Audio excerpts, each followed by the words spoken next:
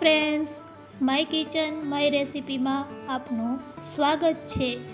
આજે આપણે બનાવીશું બટેકાની વેફર। આ વેફર બનાવીને તમે 1 વર્ષ માટે સ્ટોર કરી શકો છો। ખૂબ જ ઇઝી ટ્રીક સાથે હું આજે આ વેફર તમને બનાવતા શીખવાડીશ। એકદમ વ્હાઈટ આ વેફર બનીને રેડી થશે। તો ચાલો હવે વેફર બનાવતા શીખીશું। રેસિપી સારી લાગે તો લાઈક અને વધારે ને વધારે શેર કરજો। અને જો મારી ચેનલને સબસ્ક્રાઈબ ન કરેલ હોય તો સબસ્ક્રાઈબ કરી બાજુનું બેલ બટન દબાવવાનું ભૂલશો નહીં, જેથી કરીને તમને મારા નવા વિડીયોનું નોટિફિકેશન મળતું રહે।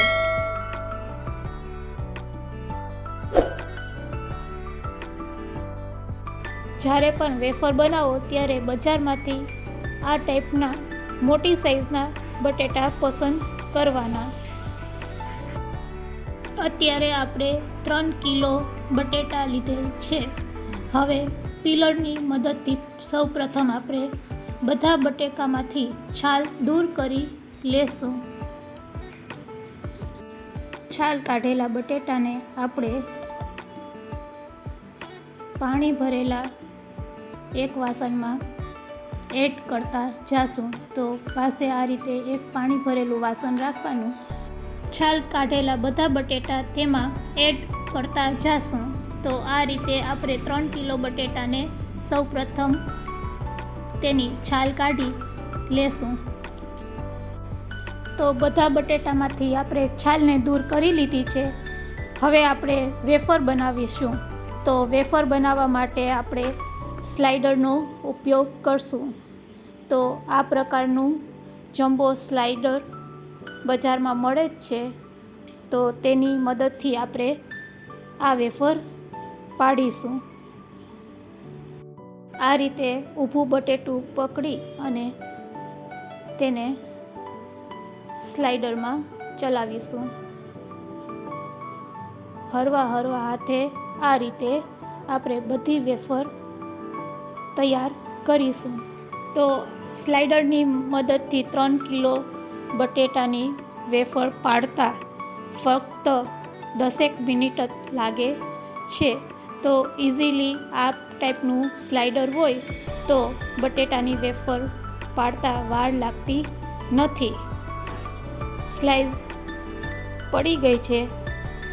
હવે એક તપેલામાં પાણી લઈ તેમાં તેને એડ કરતા જાશું। પાછળનો જે ભાગ વધે છે તેને આ રીતે ચપ્પુથી આપણે સ્લાઇડ બનાવી લેશું। તો બધી વેફર આપણી રેડી છે। હવે આગળની પ્રોસેસ આપણે કરશું। હવે આમાંથી આપણે સ્ટાર્ચને દૂર કરવાનું છે। બટેટામાં જે રહેલું સ્ટાર્ચ છે એને દૂર કરવા માટે આપણે તેને વ્યવસ્થિત પાણીમાં આ રીતે ધોશું અને બીજા વાસણમાં પાણી લઈ તેમાં એડ કરતા જાશું। તો આ રીતે હાથેથી વેફરને પહેલાં પાણીમાં સરસ રીતે ધોઈ નાખવાની, બીજા ભરેલા વાસણમાં તેને ઉમેરતા જાશું। તો હવે તમે જોઈ શકો છો કે આપણા વાસણમાં સ્ટાર્ચનું પ્રમાણ દેખાય છે। તો આ પ્રોસેસ તેના માટે ખાસ કરવાની હોય છે। તો સ્ટાર્ચનું પાણી આપણે દૂર કરી લેશું। તો ફરીથી આપણે એક વખત સારી રીતે તેને આ રીતે ધોઈ લેશું। ફરીથી તેને બીજા વાસણમાં કાઢતા જાશું। તો 2 વખત આ પ્રોસેસ કરશું તો વેફરમાં રહેલું સ્ટાર્ચ છે એ દૂર થઈ જશે। તો સ્ટાર્ચને દૂર કરવા માટે 2 વખત આ પ્રોસેસ કરવાની। વેફરને હવે રાત સુધી આપણે રાખવા માટે એક મોટા વાસણમાં પાણી લેશું અને તેમાં ફટકડી ફેરવી દેશું અને બધી વેફરને તેમાં આપણે એડ કરી દેશું. હવે આખી રાત માટે તેને રહેવા દેશું. તો આ રીતે આપણે તેને આખી રાત માટે રાખશું. જો દિવસના ટાઈમ ન મળે તો આ કામ તમે રાતે કરી શકો છો. હવે આપણે આ વેફરને બાફવાની છે, તો ગેસની ફ્લેમને ચાલુ કરી અને પાણીને ઉકાળીશું. પાણી થોડુંક ઉકળવા લાગે એટલે તેમાં આપણે મીઠું એડ કરશું. તો ફરારી વેફર બનાવવી હોય તો સિંધવનું મીઠું એડ કરીશું. તો અત્યારે હું સિંધવનું મીઠું એડ કરું છું. તો લગભગ 4 ટેબલ સ્પૂન જેટલું પાણીમાં મીઠું નાખીશું અને તેને ફરીથી ઉકળવા દેશું. તો મીઠાને એકવાર હલાવી અને ફરીથી તેને તપેલાને ઢાંકી દેશું. પાણી ઉકળે છે ત્યાં સુધી આપણે ફટકરીમાં રાખેલી વેફરને સારી રીતે 2 પાણીથી ધોઈ લેશું. તો આ પ્રોસેસ પણ ખાસ કરવાની. તો 2 પાણીથી આ રીતે આપણે વેફરને ધોઈ અને કાઢી લેશું. તો પાણી આપણું સારું એવું ઉકળી ગયું છે. તો હવે વેફરને તેમાં એડ કરશું. પાણીમાં વેફર ડૂબે તેટલી જ વેફર આપણે તેમાં એડ કરવાની છે. આ સમયે આપણે ગેસની ફ્લેમને હાઈ રાખીશું. તો હાઈ ફ્લેમ ઉપર આપણે 6 થી 7 મિનિટ આ વેફરને બાફીશું. ઓવરકુક ન થઈ જાય તેનું ખાસ ધ્યાન રાખીશું. પહેલી વાર આપણે વેફરને બાફશું ત્યારે સમય લેશે, પણ બીજી વખત જ્યારે વેફરને તેજ પાણીમાં આપણે બાફશું તો થોડોક સમય ઓછો લેશે, કારણ કે પાણી વધારે ઉકળી ગયું હોય છે. તો પહેલી વાર 5 થી 7 મિનિટ બફાતા થશે વેફરને, તેને આપણે ઢાંકી દેશું. તો 7 મિનિટ થઈ ગઈ છે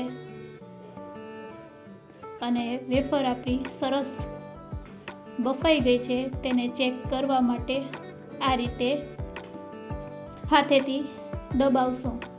તો તમે જોઈ શકો છો આપણી વેફર ઓવરકુક નથી થઈ. તો તેનું ખાસ ધ્યાન રાખવાનું. હવે એને કાણાવાળી ટ્રેમાં કાઢી લેશું. તો આ રીતે વેફરને કાણાવાળી ડીશમાં કાઢી લેવાનું, જેથી કરીને વેફરમાંથી પાણી છે એ દૂર થઈ જાય. હવે બીજી વખત આ જ પ્રોસેસ આપણે કરશું. તો બીજી વખત પ્રોસેસ કરવામાં સમય વધારે નહીં લાગશે. તો આ રીતે ફરીથી આપણે બચેલી વેફર છે તેને પણ બાફી લેશું. તો તેને પણ એકાદ વખત હલાવી અને ઢાંકી દેશું. તમે જોઈ શકો છો કે બાફેલી વેફર છે એકદમ સોફ્ટ છે, જ્યારે આપણી કાચી વેફર છે એ એકદમ કડક છે. તો બસ આ પ્રકારની આપણે વેફરને બાફવાની હોય છે. હવે વેફરને સૂકવવા માટે આ રીતે તેને રૂમમાં જ્યાં હવા લાગે તે રીતે એને સૂકવીશું. તો આ પ્રોસેસ તો નાના બાળકો પણ કરી શકે છે. અત્યારે મારી ઢીંગલી આ વેફર સૂકવી રહી છે. તો બસ 1 દિવસમાં આ વેફર સુકાઈને રેડી થઈ જશે. 1 દિવસ પછી આપણી સરસ વેફર સુકાઈ ગઈ છે.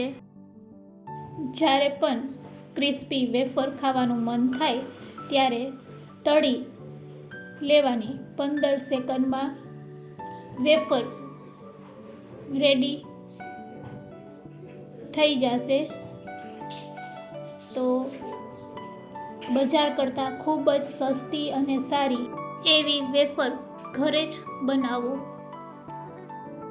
હવે તેના ઉપર આપણે લાલ મરચું પાવડર સ્પ્રેડ કરશું. તો તેને સારી રીતે મિક્સ કરી લેશું. હવે વેફરને તોડીને બતાવું છું. એકદમ પરફેક્ટ અવાજ સાથે ક્રિસ્પી વેફર આપણી રેડી છે. આ રીતે તમે 1 વર્ષ માટે વેફર બનાવીને સ્ટોર કરી શકો છો.